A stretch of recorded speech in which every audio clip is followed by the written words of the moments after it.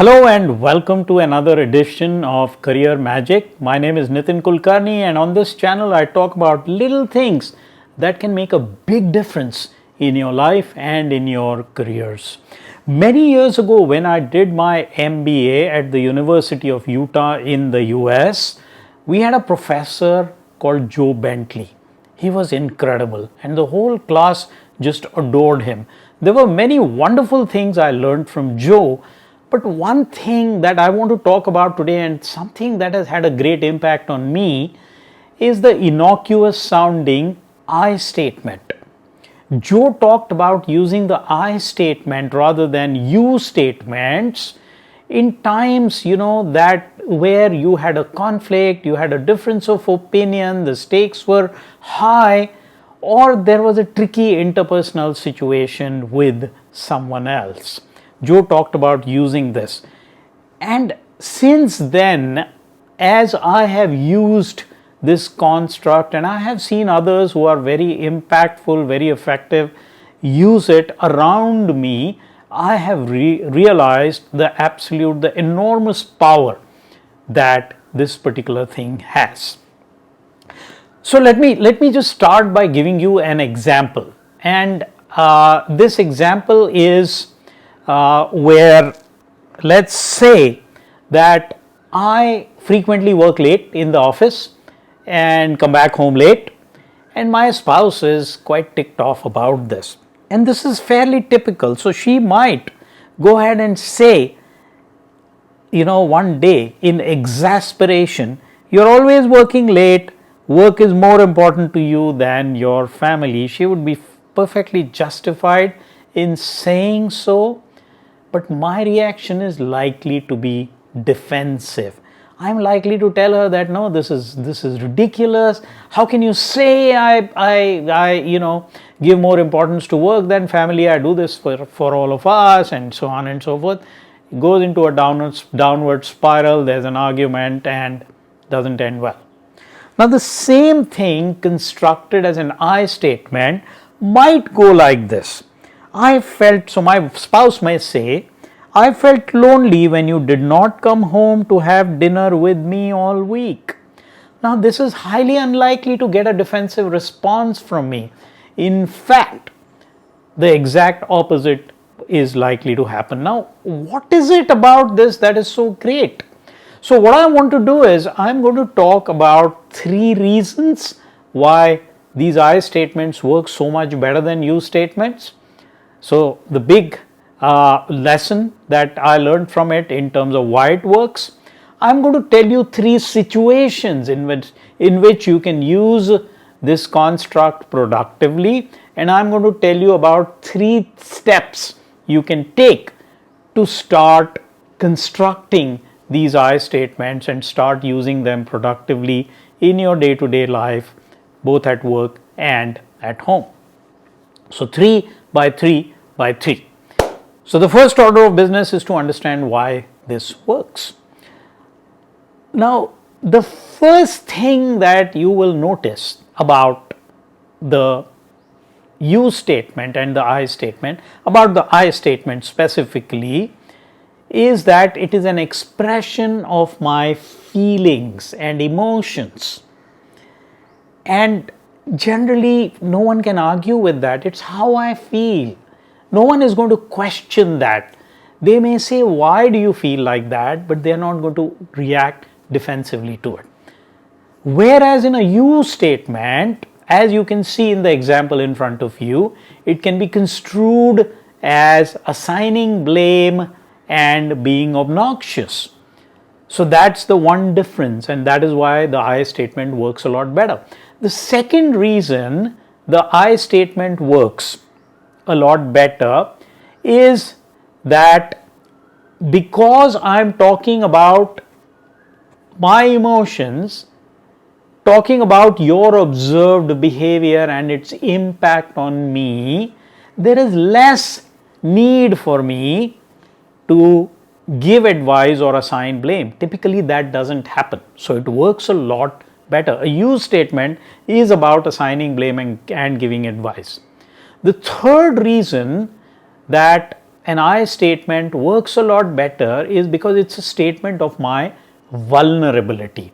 And when I state my vulnerability, I am actually demonstrating my humanness, and I'm inviting the other person to have a conversation. And dialogue is really the only way to resolve tricky situations that involve a conflict and that require a resolution that works for both parties. Dialogue is really the only way to get to that sort of a solution. So these are the three reasons why I statements work a lot better than you statements. Now, where can you use them? Let me give you three examples. The first one is right in front of you, where I can use it in a situation where there is a difference of opinion, where there is a conflict. I can use it. Let me give you an example just from today.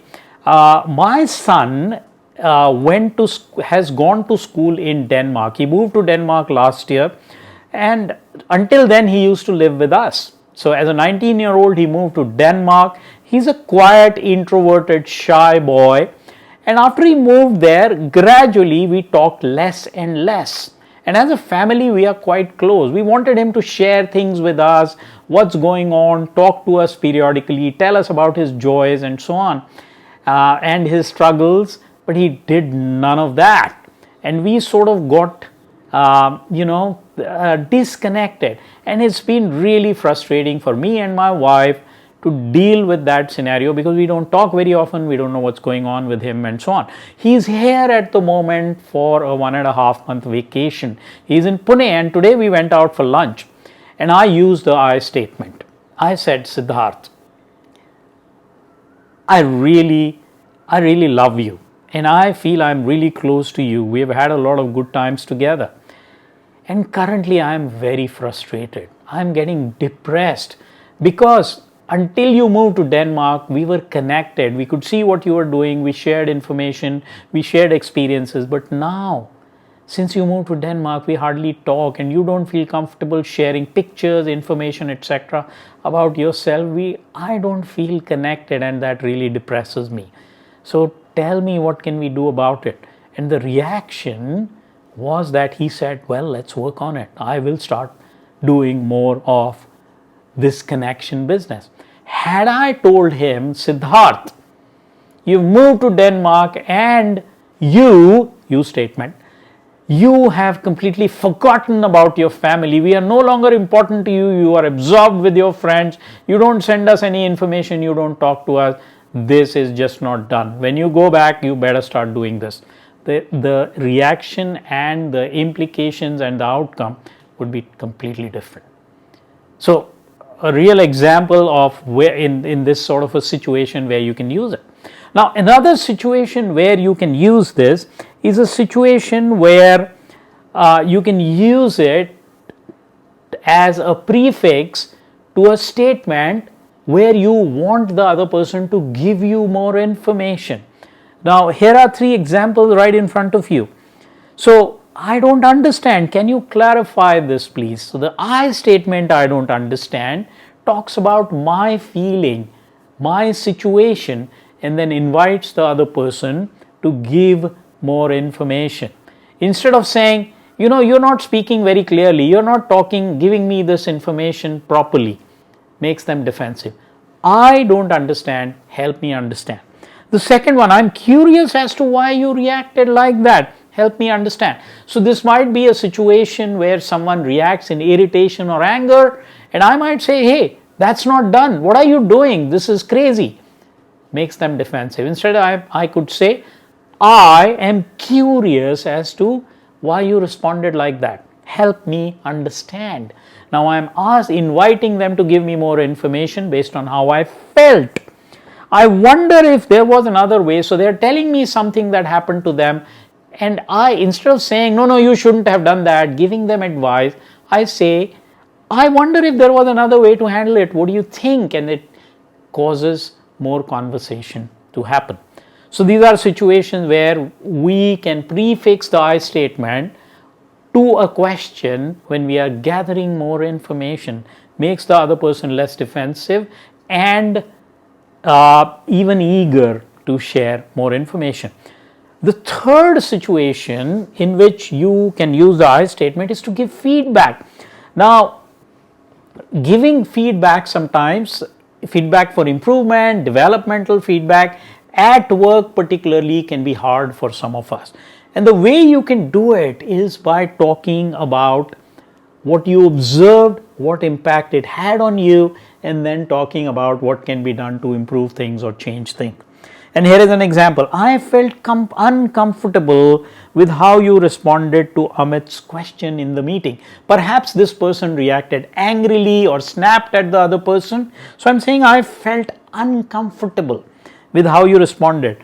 The impact of that is likely to be that Amit may not give his honest opinion in the future, which is not a good thing, which would deprive the team of his input. How do you think we can handle it better next time? An invitation to talk about that feedback and how we can do it better next time.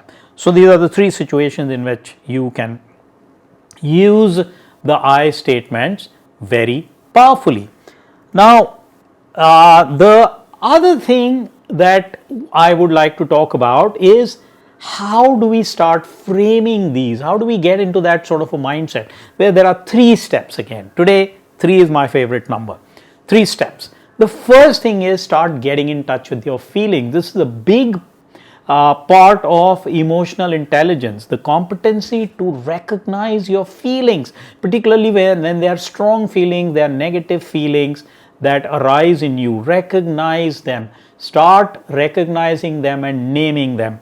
Fear, apprehension, anger, frustration, irritation. Figure out what you are feeling and name it. The second step is recognize what caused it. What did the other person do or what happened in that situation that caused that feeling? Step 2. And step 3 is frame a sentence that combines these two to make an I statement about your feeling, about what caused it, and then therefore what can be done or what more information can be provided by the other person. So those are the 3 steps. Now let me just give you a few examples of I and you statements, and then we will close. Then you can go ahead and start trying to implement this in your life. Now the first example, right, the examples are here right in front of you. A you statement can be, you never talk to me unless I call you. So this is a friend who is frustrated. I call you all the time, you never call me, you don't really care about our friendship. You statement. A corresponding I statement, which is much more productive, could be, I feel hurt and ignored when you don't call me for long periods of time. What can we do about it? Solution oriented. Second one, you're always on the phone texting or emailing others, you don't care about me. So this may be a spouse, just getting frustrated. Whenever I see you, we are having a meal, we are sitting in front of the TV, we are talking to each other, you're always on the phone. Now 2 words which cause a lot of problems with you statements, they make the you statements really explosive, are always and never. Never, don't use these words, always and never. So you are always on the phone texting or emailing, you don't care about me. A more productive statement is an I statement which says, when you don't speak to me while we are together, I feel unappreciated and unimportant. An invitation to have a chat about it. This is how I feel. Another one, you don't appreciate all the hard work I put in. Maybe this is a person at work whose boss is not appreciating all the things they are doing. You don't appreciate all the hard work I put in. Well, a more productive I statement. I feel hurt when the sincere hard work I put in is not appreciated. Can you please point out or give me a pat on the back when I do something good? It will make me feel really better. More constructive, solution oriented, action oriented, not blame oriented, does not make the other person defensive. So try this, and of course I have Joe Bentley, the incredible Joe Bentley, to thank for this gift of making me aware of the I statements. I have used them in my life. I wish I had used them more often than I have, but it's a wonderful language hack that you can start using immediately that will improve your relationships, help you talk about anything with anyone, and make and reduce stress in your life. So try it and let me know what you think. Do leave a comment in on the video on how this works out for you, and I'll see you again on the next edition of Career Magic.